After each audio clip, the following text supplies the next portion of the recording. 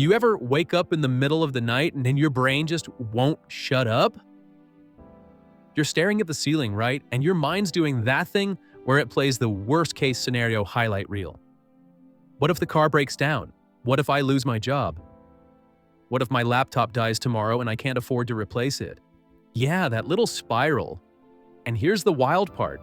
Most of us think that kind of stress only goes away when you're rich. Like, if I just had 6 figures in the bank, I'd finally be able to relax.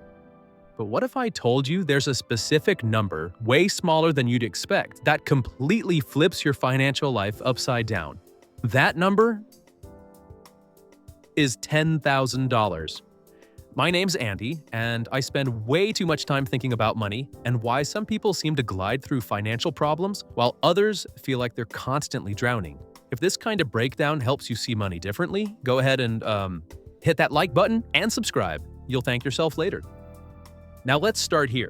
The first $10,000 you saved will change you more than the next $100,000 ever will. And I don't mean that in some motivational, believe-in-yourself way. I mean literally, biologically, psychologically, and financially. And the first $10K rewires your brain. It changes how you see risk, and how you make decisions, and how you react to stress. But before we get there, let's talk about what life looks like before that milestone. When you're living paycheck to paycheck, every single decision feels fragile. You're in constant defense mode. Buying groceries feels like a chess move. Going out with friends, that's a guilt trip waiting to happen.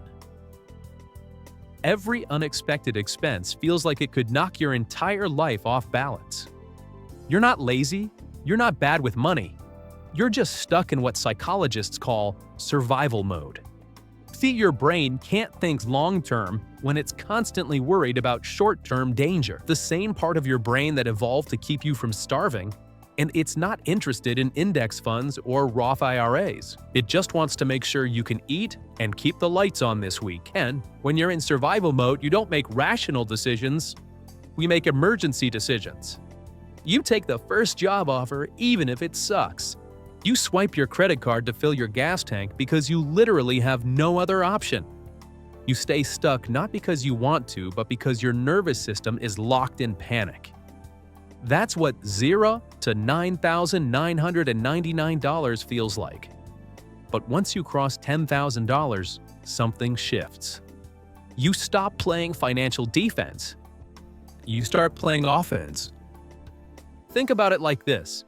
When you have 0 savings, even the smallest setback feels like a storm. You're building a house on sand, and one big wave, and it's gone. But when you've got $10,000 sitting in your account, you've suddenly got a foundation. You're still not invincible, but you can take a hit without collapsing. And that right there changes everything. Let's get nerdy for a second. There's a study from the Consumer Financial Protection Bureau that found people with at least $2,000 had 21% higher financial well-being scores than those without it. That's just $2,000. Now multiply that safety net by 5. You're not just financially safer, you're mentally freer. When you hit $10,000, your cortisol levels, that's your stress hormone, literally start to drop. Neuroscientists have measured this. You sleep better. You think clearer. You make calmer choices because your brain finally trusts that you're not one bad week away from disaster. It's not the money that changes everything. It's what the money means. It means you've bought yourself time. And time is the most valuable financial asset there is. Imagine your life as a game of chess. When you're broke, you're the king. Every move you make feels risky because if you fall, the game's over. But when you've got $10,000 saved, suddenly you've got pawns, bishops, and knights on the board. You can make mistakes. You can reposition. You can plan ahead. That's what $10,000 buys you. And here's something most people don't realize. You might never even spend it. Seriously, the real power of your first $10,000 isn't that you'll use it to fix your car or cover rent in an emergency. It's that you'll know you can. That peace of mind changes the way you walk, the way you talk, and even the way you negotiate your salary or handle opportunities. When you've got a cushion, you're not desperate. And desperation is expensive. You know those people who seem to have all the luck? They land better jobs, they make smarter choices, they just look calm? It's not luck, it's leverage. They can say no to bad deals because they're not terrified of running out of money next week. And here's the irony. Once you have that $10,000, you'll notice something weird. You'll stop needing it as often. You'll drive differently. You'll think twice before impulse buying. You'll start seeing opportunity costs everywhere, like, wait, that $40 dinner could be 0.4% of my next $10,000. Because now your brain identifies as someone who saves. That's the real transformation. Saving $10,000 isn't about the number. It's about the identity shift. You go from being someone trying to save to someone who saves. And once that clicks, everything about your financial behavior upgrades automatically.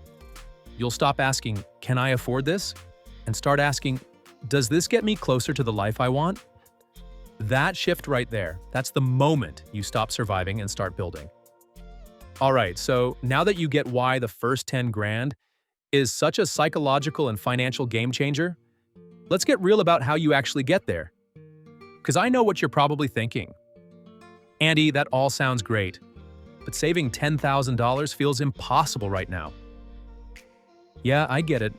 Especially when rent, gas, groceries, and life keep tagging you in like it's the final round of a heavyweight fight. But here's the truth that'll make this feel way more doable. You don't save $10,000 all at once. You save it in layers. Step 1. Build the spark, the first $1,000. The first $1,000 is the hardest money you'll ever save in your life. It's not just a financial hurdle, it's an identity test. You're training your brain to see yourself differently. You're breaking old spending reflexes, rewiring habits, and proving to yourself that, yeah, I can actually do this. How fast you get this first $1,000 isn't about how much you make.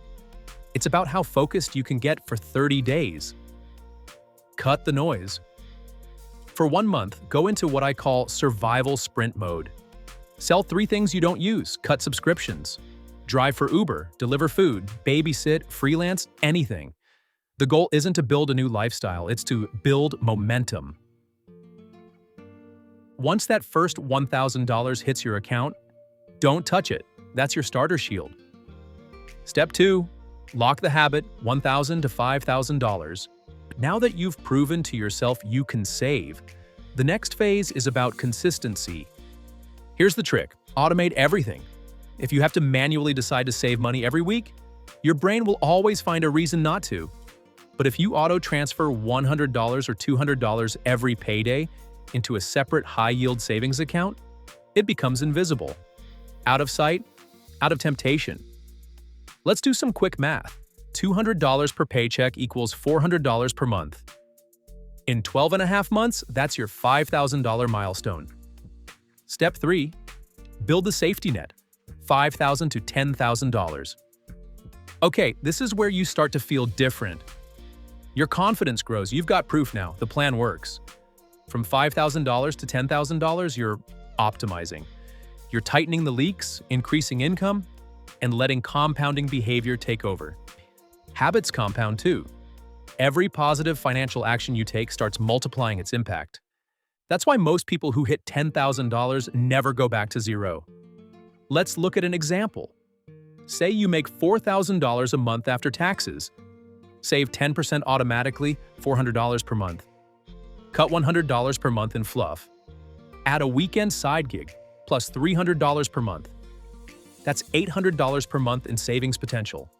You hit $10,000 in about a year. Step 4. Protect the progress. Here's the part no one talks about. The danger zone after you hit $10,000. This is when people start to feel invincible. They think, finally I made it. And then boom, they celebrate by spending it. Don't. At $10,000, you're not rich. You're ready. Ready to start investing, ready to take calculated risks, ready to move from defense to offense. You've built the foundation. Now it's about building on top of it. learning how to grow that 10,000 into 20,000, then 50,000 and beyond. Because the moment your money starts working harder than you do, that's when real wealth begins. So here's your challenge. If you're starting from zero, give yourself 12 months. And when you get there and when you see that 5-figure balance in your account, take a breath. Because it's not just money sitting there, it's proof that you can change your entire financial future. That's the $10,000 rule. And once you cross it, you'll never see money the same way again. If you found this information helpful, share the love, leave a comment to motivate others like you, and don't forget to like and subscribe.